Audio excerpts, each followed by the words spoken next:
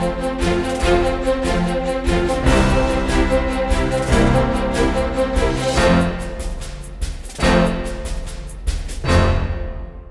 IQ IAS Hindi में आप सभी का स्वागत है। मेरा नाम है मनीष श्रीवास्तव और मुद्दे की बात कार्यक्रम में आज हम बात करने वाले हैं सुप्रीम कोर्ट के उस जजमेंट की जिसने महिलाओं को बहुत सारे अधिकार प्रदान किए और ऐसे क्षेत्रों में अधिकार प्रदान किए जहां पर उनके पास संपत्ति का अधिकार नहीं हुआ करता था। हम बात कर रहे हैं मैरी रॉय के केस की, जो सुप्रीम कोर्ट का एक बहुत महत्वपूर्ण केस था।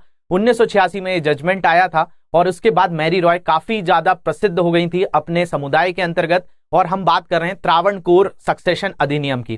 त्रावणकोर सक्सेशन जो एक्ट है या उत्तराधिकार एक्ट है, उसके बारे में आज का जो है सेशन रहेगा और ये बहुत ही दिलचस्प किस्सा रहा है 1986 का। आपको कुछ और भी चीजें यहां से मैं बताऊंगा जिससे आपको चीजें थोड़ी सी कोरिलेट हो पाएंगी। ये आज के समाज से भी जुड़ा हुआ बहुत इंपॉर्टेंट किस्सा है कि हमारे यहाँ आज माइनॉरिटी को अगर किसी भी तरह से प्रॉपर्टी में अधिकार चाहिए तो वो किस एक्ट के थ्रू ले सकते हैं, तो उस पर भी हम थोड़ी सी बात करेंगे। आज हम बात करने वाले हैं मैरी रॉय के बारे में। मैरी रॉय के बारे में अगर मैं आपको थोड़ा सा इंट्रोडक्शन दूं तो मैरी रॉय, आपने अरुंधति रॉय का नाम सुना होगा। अरुंधति रॉय जो बहुत सारी बुक्स लिखती हैं, जिनकी बहुत सारी बुक्स को बहुत सराहा गया है।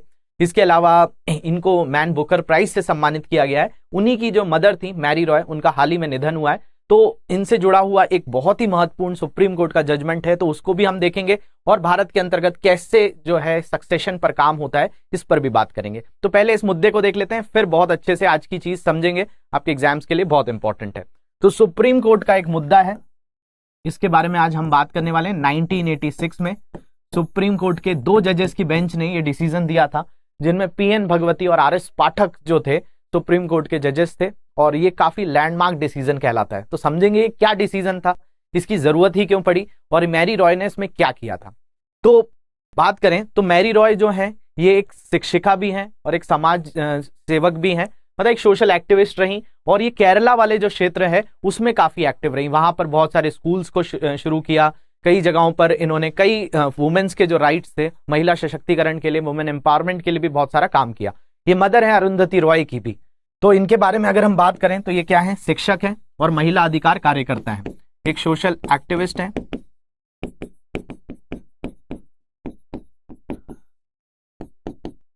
और फीमेल्स के लिए बहुत ज्यादा काम करती हैं।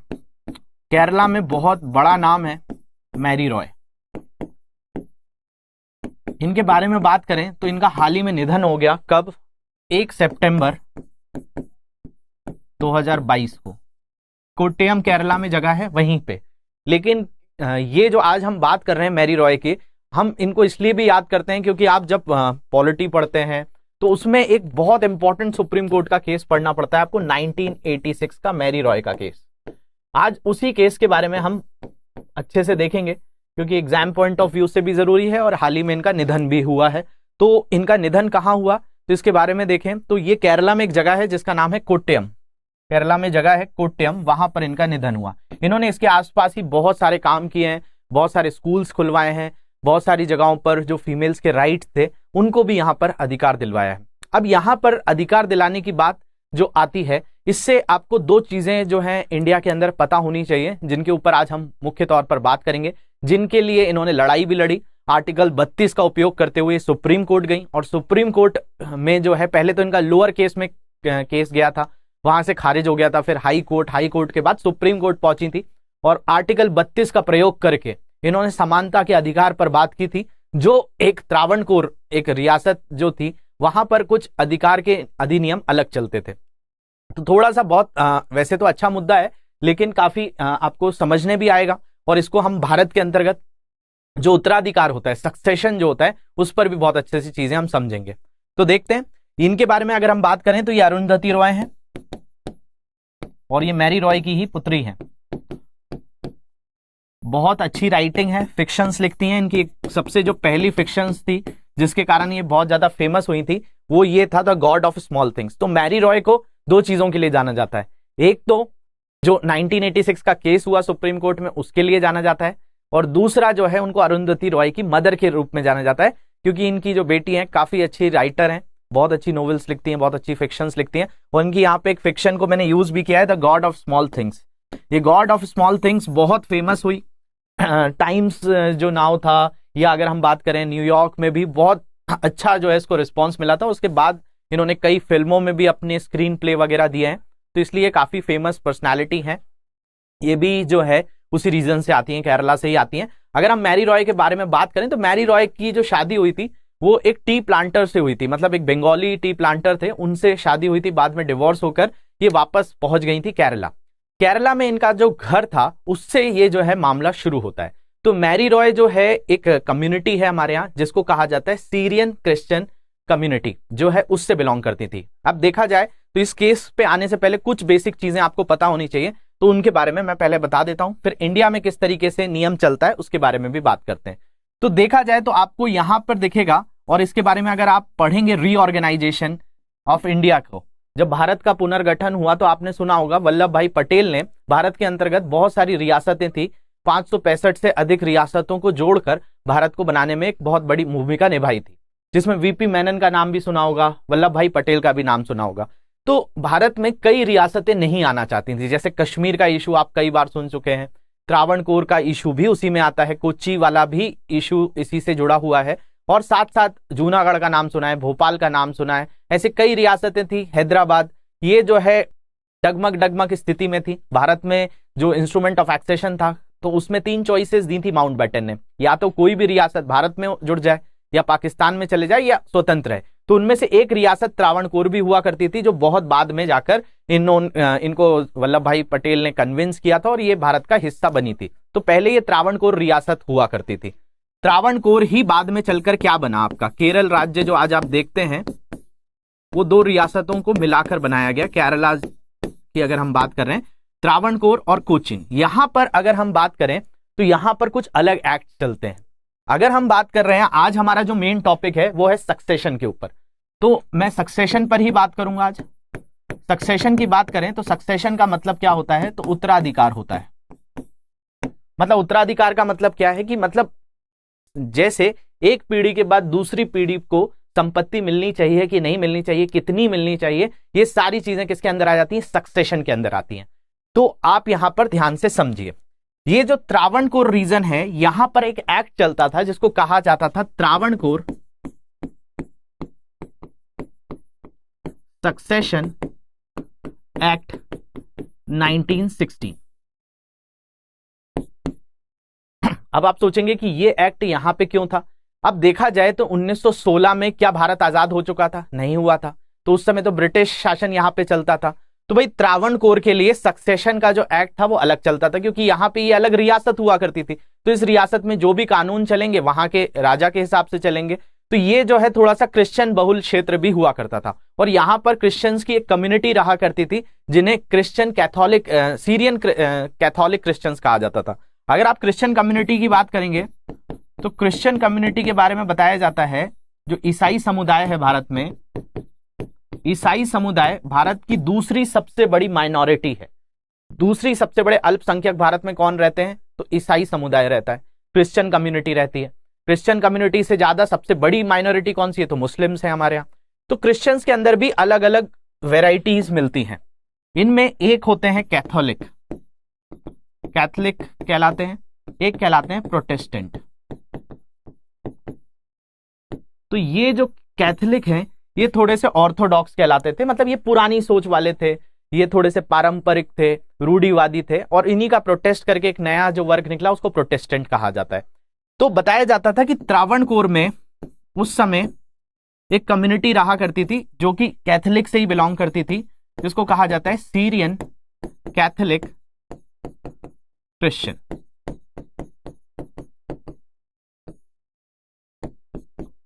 सीरियन कैथलिक क्रिश्चियंस की बात कर रहे हैं।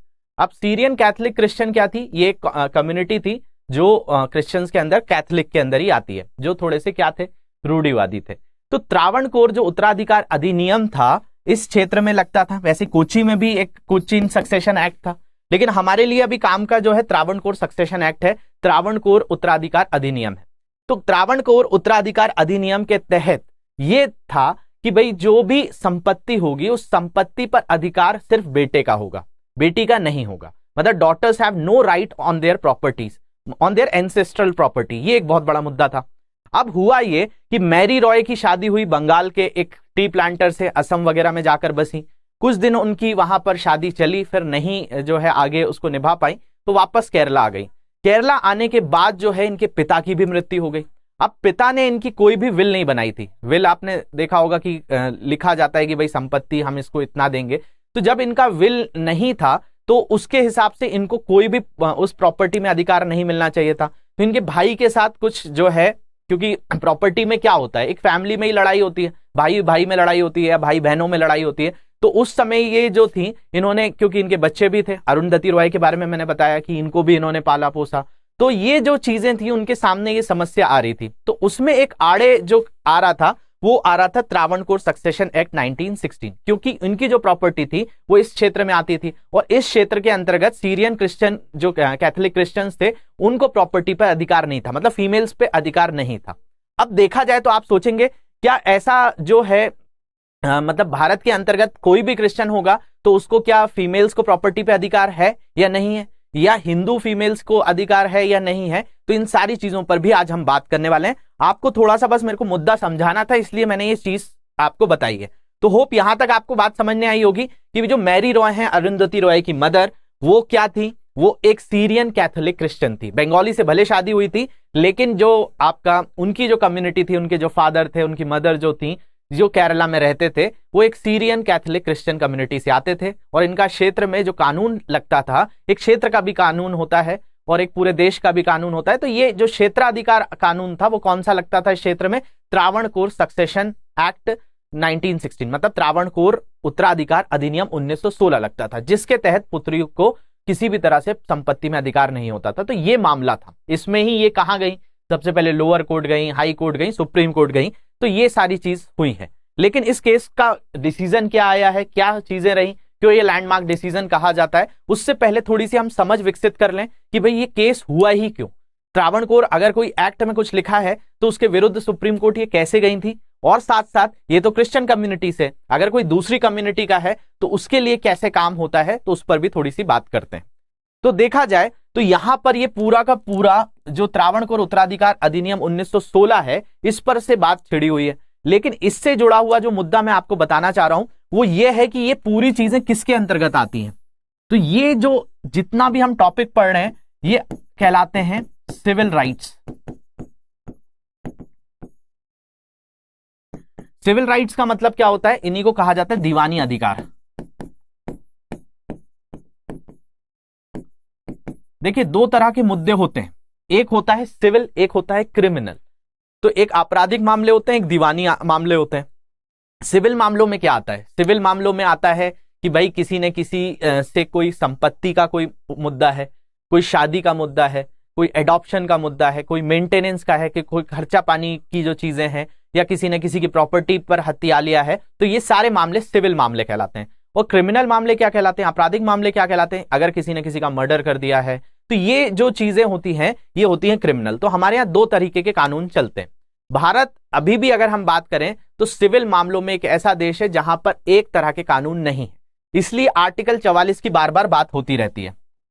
तो ये मुद्दा जो जुड़ा हुआ है वो थोड़ा सा आर्टिकल 44 से भी जुड़ा हुआ है। आर्टिकल 44 क्या कहलाता है, तो इसी को कहा जाता है यूसीसी, कि भारत जो हमारे डीपीएसपी हैं, directive principle of state policies, राज्य के नीति निर्देशक तत्व, उसमें आर्टिकल 44 के तहत ये कहा गया है कि भारत के अंतर्गत एक जो है समान नागरिक संहिता होनी चाहिए, मतलब यूनिफॉर्म सिविल कोड की बात होती है। तो ये जो बात हो रही है कि हमारे यहाँ जो सिविल अधिकार हैं उसके लिए अलग अलग अधिनियम चलते हैं, तो ये अधिनियम के ही तहत ये मुद्दा हुआ करता था।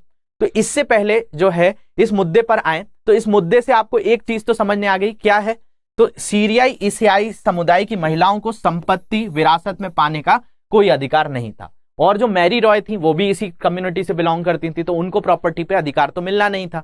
तो देखते हैं हम कि भाई किस तरह के अधिनियम यहां पर लागू होते थे।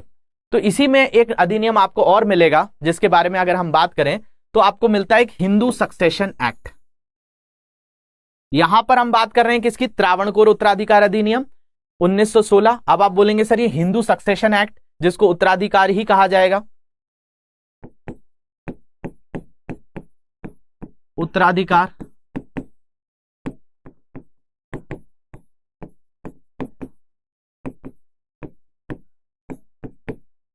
1956। तो देखिए, मैं ये मुद्दा इसलिए मैंने बताया कि हम बाकी समुदाय की भी बात कर रहे हैं, इसलिए इस चीज को यहां पर उठा रहे हैं। अब ध्यान से देखेंगे, यहां से हम थोड़ी सी चीजें दोनों को कनेक्ट भी कर लेंगे। मैरी रॉय के केस में भी क्या हुआ था, आज भारत के अंतर्गत किसी को भी प्रॉपर्टी पर कोई अधिकार चाहिए तो क्या सिस्टम चलता है, उस पर भी बात कर लेते हैं। तो देखा जाए तो जब ब्रिटिशर्स इंडिया में थे तो ब्रिटिश ने दो लोगों के जो दीवानी अधिकार थे उन पर हस्तक्षेप नहीं किया। किस किस के? हिंदुओं के और मुस्लिमों के। इनके ऊपर ब्रिटिशर्स बचते रहे कि हम सीधे तौर पर कोई सुधार नहीं करते हैं। किस मामलों के लिए? सिविल मामलों के लिए। देखिए, यहां तक आईपीसी जो थी वो आ चुकी थी, सीआरपीसी का गठन हो चुका था जिसको क्रिमिनल प्रोसीजर कोड कहा जाता है, आईपीसी इंडियन पीनल कोड, भारतीय दंड संहिता, इन सारी चीजों का निर्माण हो चुका था। लेकिन अंग्रेज जब तक भारत रहे उन्होंने कुछ कुछ सुधार तो किए, लेकिन ऐसा नहीं था कि पूरे के पूरे सिविल कानून ही बदल कर रख दिए हों। किसके लिए? हिंदू और मुस्लिम समुदाय के लिए, क्योंकि इनके थोड़े से अलग सिस्टम चलते थे जब ब्रिटिशर्स यहां पे थे। हिंदुओं में तो काफी सुधार हुए भी थे, लेकिन मुस्लिमों में तो वो भी नहीं हुए थे। ये जो है, अगर हम बात करें कि हिंदुओं में क्या सुधार हुए, तो आपने सुना होगा विलियम बेंटिक 1829 में जो आपका सती प्रथा थी उसके ऊपर उन्होंने रोक लगाई थी। बाद में जो है ईश्वरचंद विद्यासागर ने जो विडो रीमैरिज एक्ट था वो लेकर आए थे। सती जो प्रोहिबिशन एक्ट था वो आया था 1829 में। जैसे कई सुधार हुए थे, लेकिन हिंदुओं के अंतर्गत जो सिविल मामले थे उनमें बहुत सारे ऐसे मुद्दे थे जिन पर कभी बातचीत ही नहीं होती थी और ब्रिटिशर्स भी बचते रहे। सेम चीज मुस्लिमों के साथ भी रही। लेकिन उन्होंने क्या था, जो बाकी कम्युनिटी थी, बाकी कम्युनिटी में कौन आ जाते हैं? तो बाकी कम्युनिटी में ईसाई समुदाय आ जाता है, पारसी आ जाते हैं, यहूदी आ जाते हैं। यहूदी मतलब ज्यूश की बात कर रहे हैं, यहां पे हम क्रिश्चियंस की बात कर रहे हैं। तो इन कम्युनिटी के लिए तो ये जो है इन्होंने बहुत सारे कानून बनाए भी, और इनके लिए कई तरह के एक कॉमन कानून भी थे। हम यहां पर बात करेंगे ईसाई कम्युनिटी की, क्योंकि देखा जाए तो ये केस भी हमारा किससे जुड़ा हुआ था? ईसाइयों से जुड़ा हुआ था। तो देखा जाए तो क्रिश्चियंस के लिए एक एक्ट बना था, हम उत्तराधिकार पर ही जाएंगे, सक्सेशन पर ही जाएंगे। तो इनके लिए जो है कानून बना था जिसको क्रिश्चियन सक्सेशन एक्ट नहीं कहा गया, उसका नाम बहुत अच्छा रखा ब्रिटिशर्स ने, उन्होंने रख दिया इंडियन सक्सेशन एक्ट 1925। 1925 में क्रिश्चियनों के लिए एक उत्तराधिकार अधिनियम लेकर आए जिसको कहा जाता है इंडियन सक्सेशन एक्ट ऑफ 1925। मतलब 1925 में भारतीय उत्तराधिकार अधिनियम लागू किया गया, जो किस कम्युनिटी के ऊपर अप्लाई होता था? ईसाई कम्युनिटी के ऊपर अप्लाई होता था। अब आपको डाउट होगा कि सर आप ही बता रहे हो कि त्रावणकोर में त्रावणकोर उत्तराधिकार अधिनियम 1916 लागू होता था, अब ये क्रिश्चियन कम्युनिटी के लिए आप बता रहे हो कि इंडियन सक्सेशन एक्ट आता था। तो देखा जाए तो हमारे यहां उस समय क्या था, ब्रिटिश का अलग कानून हुआ करता था, ब्रिटिश के अलग अलग क्षेत्र हुआ करते थे, जैसे बॉम्बे प्रोविंस हुआ करता था, आपका कोलकाता जो बंगाल प्रोविंस हुआ करता था, मद्रास प्रोविंस हुआ करता था। तो ब्रिटिशर्स जब छोड़कर जा रहे थे भारत, तो भारत के वो हिस्से छोड़कर जा रहे थे जहां पर वो सीधे तौर पर अपना प्रशासन करते थे, अपना कार्य करते थे। लेकिन कुछ ऐसी भी जगह थी जहां पर उनका डायरेक्ट रूल नहीं था, इनडायरेक्ट रूल था। वहां राजा महाराजे रजवाड़े शासन करते थे और वो उनको पूरा लगाम दिया करते थे। तो इन क्षेत्रों पर उन राजा महाराजाओं की थोड़ी सी चलती थी और उन राजा महाराजा के ऊपर ये ब्रिटिशर्स बैठा हुआ करते थे। तो भारत के अंदर देखा जाए तो क्रिश्चियनों के लिए दो तरह के कानून हो गए। किस जगह पे? त्रावणकोर के अंतर्गत। त्रावणकोर उत्तराधिकार अधिनियम 1916 त्रावणकोर में लागू होता था, और बाकी क्रिश्चियनों के लिए जो अधिनियम लागू होता था उसको कहा जाता था इंडियन सक्सेशन एक्ट ऑफ 1925, मतलब भारतीय उत्तराधिकार अधिनियम 1925। इस उत्तराधिकार अधिनियम के तहत जो ईसाई समुदाय की महिलाएं थी उनको भी पूरा अधिकार था संपत्ति पर, जितना कितना जिसका किसका है, पुरुषों का है। लेकिन त्रावणकोर अधिनियम जो था उसके तहत जो महिलाएं थी, जो बेटियां थी, उनको प्रॉपर्टी पर अधिकार नहीं हुआ करता था। तो मैरी रॉय जो गई, मैरी रॉय का कहना था जो त्रावणकोर उत्तराधिकार अधिनियम है वो मेरे आर्टिकल 14 और 15 का उल्लंघन करता है, क्योंकि ये जेंडर बेसिस पर, मतलब लिंग के आधार पर जो है मेरे साथ भेदभाव कर रहा है कि मेरे भाई को प्रॉपर्टी पर पूरा अधिकार दिया जा रहा है लेकिन मुझे नहीं दिया जा रहा है। तो मैरी रॉय इसलिए सुप्रीम कोर्ट गई थी। तो ये जो है केस अभी हम सुनी लेंगे कि कौन कौन इसमें इन्वॉल्व था। लेकिन आपके मन में डाउट आ रहा होगा कि भाई ये जो दोनों समुदाय हैं इनके लिए तो भाई इंडियन सक्सेशन एक्ट लग जाता है, लेकिन हिंदू मुस्लिम के लिए क्या लगता था, तो इसको थोड़ा सा समझ लेते हैं। देखा जाए तो मुस्लिमों के लिए तो ब्रिटिशर्स बचते रहे, और एक जो इनके लिए एक्ट चलता था वो बाद में 1937 का शरीयत एप्लीकेशन एक्ट जो है, पर्सनल लॉ जो मुस्लिमों के हैं उसके लिए एक आखिरी में एक कंपाइल करके बनाया गया था, जिसको शरीयत एप्लीकेशन एक्ट कहा जाता है। अब आप सोचेंगे शरीयत एप्लीकेशन एक्ट कहां से आया था, तो शरीयत एप्लीकेशन एक्ट बताया जाता है कि औरंगजेब ने किताब लिखवाई थी जिसको कहा जाता है फतवाए आलमगीरी। तो फतवाए आलमगीरी में कुरान के अंदर मोहम्मद पैगंबर साहब के जीवन के अंतर्गत जो भी चीजें हुई थी, तो शरिया के कई चीजों को एक पूरी बुक में कंपाइल करके एक कानून बना दिया गया था कि भाई सिविल अधिकार कैसे होंगे, कि शादी किस तरह से होगी, तलाक किस तरीके से होगा, अगर कोई बच्चा होता है तो बच्चे का अधिकार कौन रखेगा तलाक के बाद, अगर महिला का तलाक हो गया है तो उसको किस तरीके से जो है आगे प्रॉपर्टी पर अधिकार मिलेगा या नहीं मिलेगा, उसका जो गुजारा भत्ता है, मेंटेनेंस का मामला, ये सारी चीजें इसमें लिखी हुई थी। तो औरंगजेब की फतवाए आलमगीरी आई और फिर बाद में भारत में शरीयत एप्लीकेशन एक्ट 1937 लगाकर चले गए, जिसमें बाद में बहुत सारे बदलाव भी हुए। बहुत सारे केसेस आपने सुने होंगे, शायरा बानो का केस था, आपका शाह बानो का केस था, शमीना हाशमी का केस था, ऐसे बहुत सारे केसेस हुए हैं, बहुत फेमस केस हुए हैं इंडिया में। आप बोलेंगे तो कमेंट सेक्शन में उनके ऊपर भी हम आगे जो है लेक्चर लेंगे। लेकिन मैरी रॉय से केस जुड़ा हुआ और उत्तराधिकार से जुड़ा हुआ केस जो था, उस पर आज मेरी पूरी जो है आज हम उसकी समझ डेवलप करने वाले हैं, तो उसी चीज को हम यहां देख रहे हैं। तो आपको समझने आ गया कि भाई इससे पहले फतवाए आलमगीरी थी, अंग्रेजों ने इस पे बहुत ज्यादा बदलाव नहीं किए, और जब वही थे तो उन्होंने शरीयत एप्लीकेशन एक्ट को लगा दिया, और आजादी के बाद भी वही चलता रहा। अब बात आती है हिंदुओं के लिए। तो भाई हिंदुओं के लिए किस तरह का सिस्टम चलता था, तो हिंदुओं के लिए एक सिस्टम चलता था, उस पर थोड़ी सी नजर हम डालेंगे यहां पे। तो इस एक्ट को थोड़ा सा देखते हैं यहां पे। तो देखिए हिंदुओं के लिए क्या सिस्टम चलता था, इस पर बात कर लेते हैं। और आज हम बात सिर्फ किस पे कर रहे हैं, सक्सेशन पे। सक्सेशन का मतलब होता है उत्तराधिकार, कि आगे प्रॉपर्टीज किसको मिले। तो देखा जाए तो आपने एक एक्ट अभी थोड़ी देर पहले मैंने दिखाया था जिसका नाम था हिंदू सक्सेशन एक्ट ऑफ 1956। मतलब 1956 से पहले हिंदुओं के लिए क्या काम चलता था, तो सक्सेशन में, उत्तराधिकार में हमारे यहाँ एक स्मृति है जिसका नाम है याज्ञवल्क्य स्मृति। जैसे आपने मनु स्मृति सुनी है, तो हिंदुओं के लिए ये याज्ञवल्क्य स्मृति हुआ करती थी। इसके अधिकार मतलब इसके अनुसार जो है वो क्या हुआ करता था, संपत्ति का बंटवारा, उत्तराधिकार, ये सारी चीजें इस स्मृति में जैसा कानून दिया था वैसा दिया था। इसके दो हिस्से हुए हैं। इसका एक भाग कहलाता है मिताक्षरा और दूसरा जो कहलाता है वो कहलाता है दाय भाग। तो एक है मिताक्षरा और दूसरा है दाय भाग। ये जो था, ये मिताक्षरा जो है विज्ञानेश्वर के द्वारा लिखा गया है और दाय भाग जो है जिमोतवाहन के द्वारा लिखा गया। तो याज्ञवल्क्य स्मृति में कई तरह के कानून, स्मृतियां जो थी लॉ बुक्स हुआ करती थी। लॉ बुक्स मतलब कानून की एक विधि की किताब हुआ करती थी कि भाई इस तरीके से जीवन जीना है।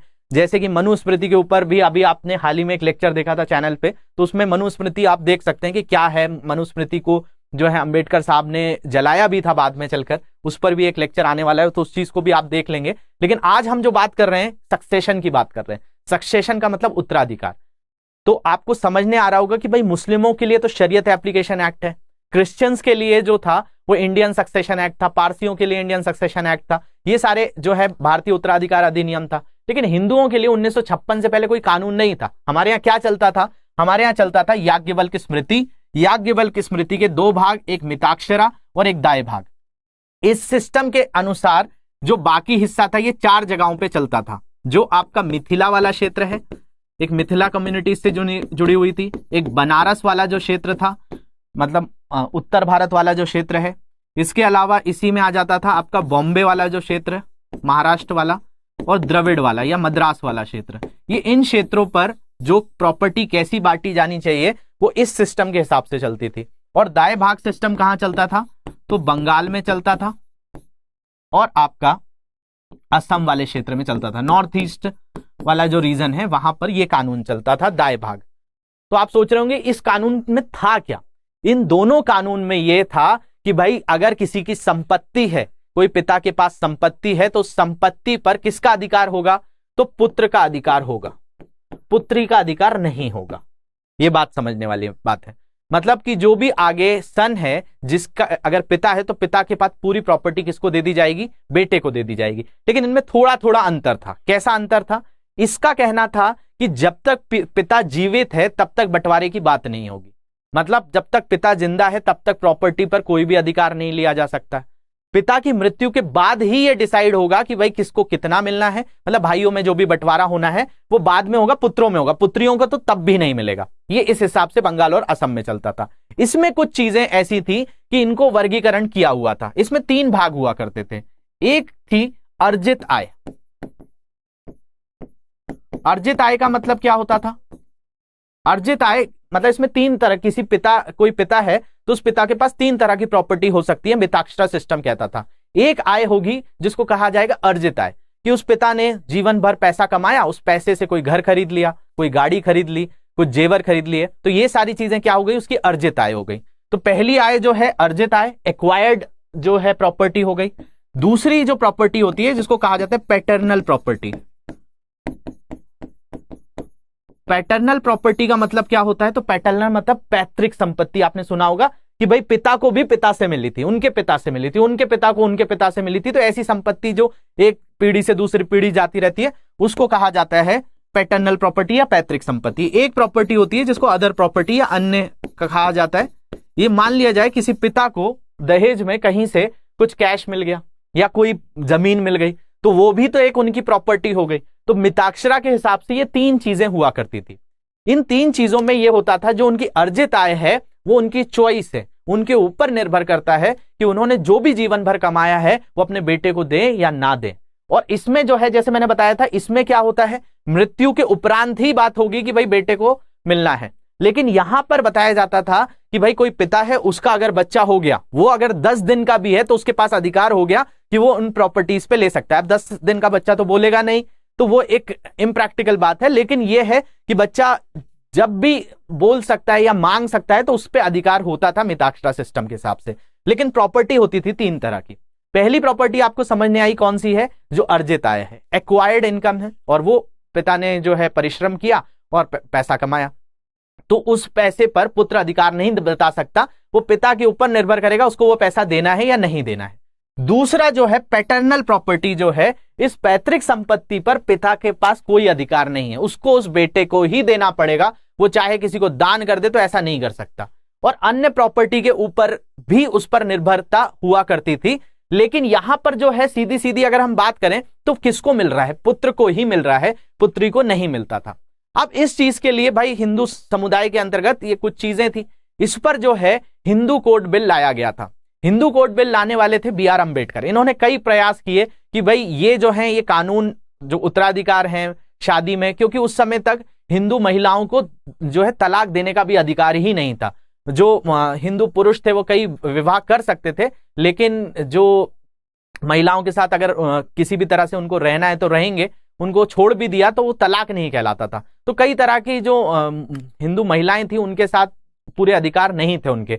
तो भीमराव अंबेडकर का अगर आप जीवन पढ़ेंगे तो उन्होंने 2 लोगों के लिए बहुत ज्यादा काम किया और उनके विचारों में भी ये झलकता है। एक वो दलितों के लिए बोला और उन्होंने ये भी कहा कि जितनी जो हालात है खराब दलितों की, उससे कई गुना 10 गुना हालात खराब है महिलाओं की। तो हमेशा जब वो बात करते थे तो इन 2 चीजों पर बड़ी बात करते थे, एक दलितों की, एक महिलाओं की। और इस पर जो कई रूढ़िवादी हिंदू हुआ करते थे, मतलब हिंदू कोड बिल का जो विरोध है आप पढ़ेंगे तो उसमें मिलेगा कि डॉक्टर राजेंद्र प्रसाद, वल्लभ भाई पटेल, श्यामा प्रसाद मुखर्जी, पुरुषोत्तम लाल टंडन, ऐसे कई बड़े बड़े जो नेता थे वो अंबेडकर के विरुद्ध खड़े हो जाते थे कि हिंदुओं में इतना सुधार क्यों करना चाहते हो तुम, ये तो जो परंपराएं चलती आ रही हैं वो चलने दो। और महिलाओं को अधिकार देने पर तो और ज्यादा बातें होती थी। तो हिंदू कोड बिल जो है अंबेडकर लाना चाहते थे, कई तरह की चीजें थी, उसमें सक्सेशन की भी बात थी, लेकिन अंबेडकर नहीं ला पाए। बाद में चलकर अंबेडकर जी को इस्तीफा देना पड़ा था कि मैं किस काम का कानून मंत्री हूं कि मेरे बोले जाने पर एक कानून भी नहीं बन सकता, इतना ज्यादा विरोध होता था। कई नेहरू जी इसके सपोर्ट में थे, नेहरू जी का भी बहुत विरोध हुआ कि भाई नेहरू जी जो है, इसमें राजेंद्र प्रसाद ने कह दिया कि भाई आप जो हैं अभी जनता के द्वारा चुने गए, क्योंकि 1947 में जो सरकार बनी थी वो किसी भी तरह से जनता के द्वारा चुनी गई सरकार नहीं थी, क्योंकि पहले आम चुनाव 1951-52 में हुए थे, आजादी के लगभग 5 साल बाद हमारे यहाँ पहले चुनाव हुए थे। तो जब ये कानून लाया जा रहा था तो भाई नेहरू जी से भी कहा गया कि आप जनता के चुने हुए प्रधानमंत्री नहीं है, इलेक्शंस में जाइए, इलेक्शंस में जाने के बाद लोगों से कहिएगा कि हम इस तरह का कानून लाएं, और जब लोग मान लें तो बड़ी खुशी से इस कानून को लगवाइएगा, लेकिन अभी मत करिए। इस पर भीमराव अंबेडकर का भी इस्तीफा हुआ। बाद में नेहरू जी और बहुत सारे लोगों ने मिलकर जो है इस पे कई चीजें करी, और 1956 में जाकर ये एक्ट बन पाया, जिसको हिंदू सक्सेशन एक्ट कहा जाता है। तो हिंदू सक्सेशन एक्ट, हिंदू उत्तराधिकार अधिनियम 1956 में आया। 1956 में भी ये जो चीज थी ये पूरी तरह से नहीं हुई कि भाई महिलाओं को पूरी तरह से प्रॉपर्टी पे अधिकार दिया जाए या ना दिया जाए। तो इसमें भी जो था उस समय कई लोगों को ऐसा लगा कि भाई महिलाओं को संपत्ति पे अधिकार दे देंगे तो भाई हमारा क्या अस्तित्व रहेगा, क्योंकि पुरुष प्रधान समाज था हमारा। तो इस पर जो है फीमेल्स के लिए ये किया गया कि भाई अगर पति मर गया है तो महिला को उस पर रहने का अधिकार दे दिया जाएगा। एक देशमुख एक्ट भी आया था 1937 में। ये डिबेट जो है कई सालों से चल रही थी, लेकिन जो हिंदू सक्सेशन एक्ट आया उसमें कुछ चीजें लिखवा दी गई कि भाई जो महिला है अगर उसकी शादी हो चुकी है तो उस पर जो है फीमेल्स को पूरा तरीके से एब्सोल्यूट राइट नहीं होगा। एब्सोल्यूट राइट का मतलब कि वो संपत्ति पर पूरी तरह से अधिकार नहीं जता सकती, क्योंकि वो तो दूसरे घर चली गई है, वहां की भी प्रॉपर्टी उसकी हो गई है। दूसरी चीज एग्रीकल्चर लैंड पर, मतलब कोई खेती की भूमि है तो वो बेटी को नहीं दी जाएगी। इस पर भी बहुत सारी चीजें थी। साथ साथ इसमें यह भी कहा गया कि भाई एक आरडी हुआ करती थी इसमें, जिसको रेलिंक्वेशन डीड कहा जाता था। एक आरडी नाम का पेपर हुआ करता था, जो क्या होता था कि जैसे पिता की मृत्यु हो गई थी तो पिता की मृत्यु होने के बाद जो प्रॉपर्टी है वो बंटवारे में भाइयों में बांट दी जाती थी, और बहनों से ये साइन करवा लिया जाता था आरडी पे कि भाई मैं स्वेच्छा से ये अपनी प्रॉपर्टी अपने भाइयों को देती हूँ।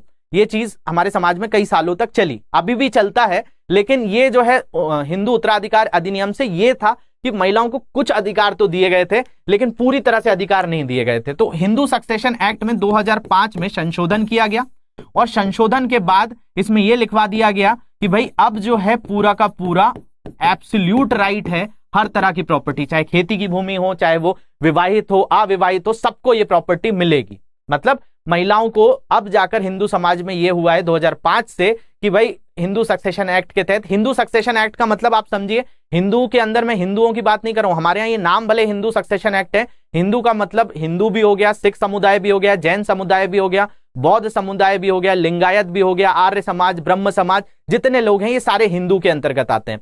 तो इसको बोला गया था कि इसको इंडियन सक्सेशन एक्ट रख दिया जाए, लेकिन उस नाम का एक्ट तो 1925 में ही बन चुका था, तो इसलिए नाम ना बदलते हुए हिंदू सक्सेशन एक्ट ही रखा गया। तो हिंदू सक्सेशन एक्ट में 2005 में संशोधन हुआ। अब हिंदू महिलाओं को भी अधिकार है कि भाई जितना भाई का अधिकार है उतना ही बहन का भी अधिकार है किसी भी प्रॉपर्टी के ऊपर। अब ये दूसरी चीज है कि समाज वो दे या ना दे।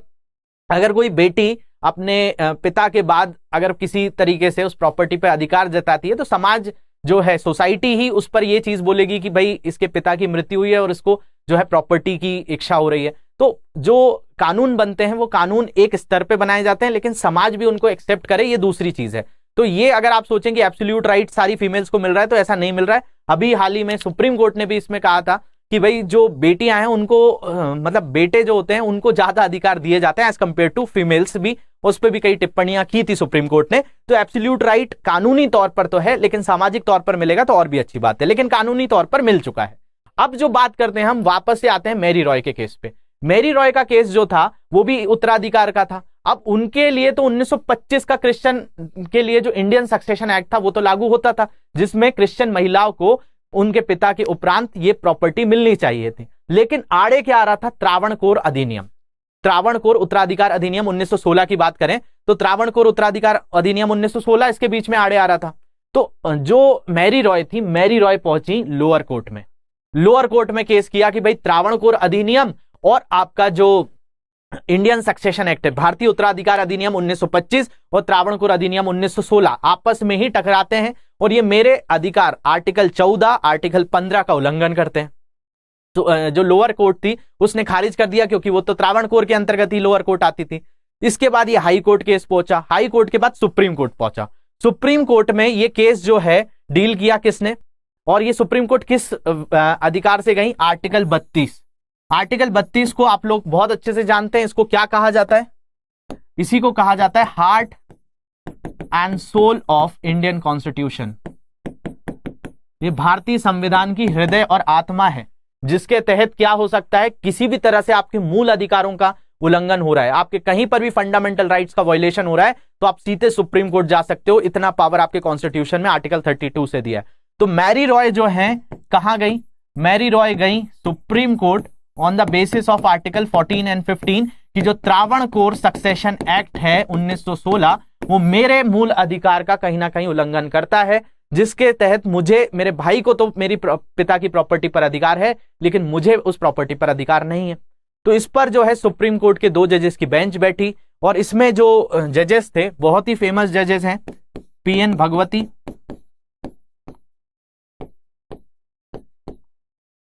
और आरएस पाठक।